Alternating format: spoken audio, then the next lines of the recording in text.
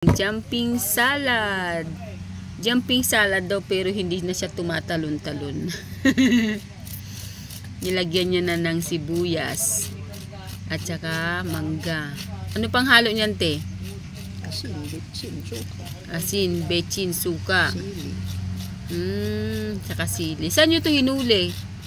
Sa Kilakuyang. Hindi dito. Hindi natin kararating lang. Bagong huli po yan. Ang galing, oh. Pag dito talaga sa probinsya, oh, ang dami niyong pwedeng kainin. Pati mangga dito, guys, ano yan, inuulam yan. Ayan, oh. Inuulam yan nila. Tapos meron pa silang parang naano na to, oh, naalabos na to, no.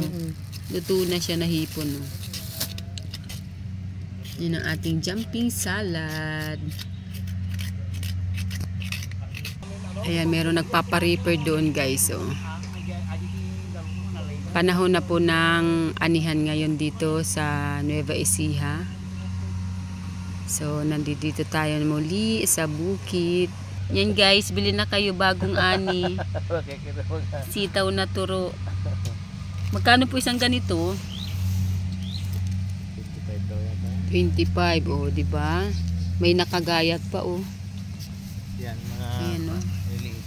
Sariwang-sariwa, oh, bagong pitas to. Hindi mo na-sprayan pala ng ano. Ganda, oh. Bili na kayo. May paninda siya dito. Tinda mo ba to? Tinda mo to? May tumakyaw ng 4 na tiraso, may kasama pang bata. May kasamang bata. Ayan.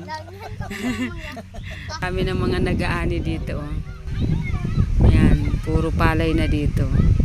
Dati nung last time na pumunta tayo dito, puro palay pa yan. Ngayon ay naani na.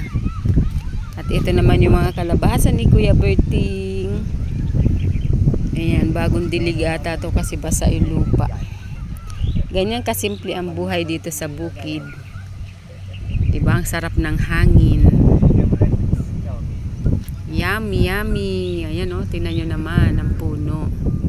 Sarap ng hangin dito. Thank you guys for watching.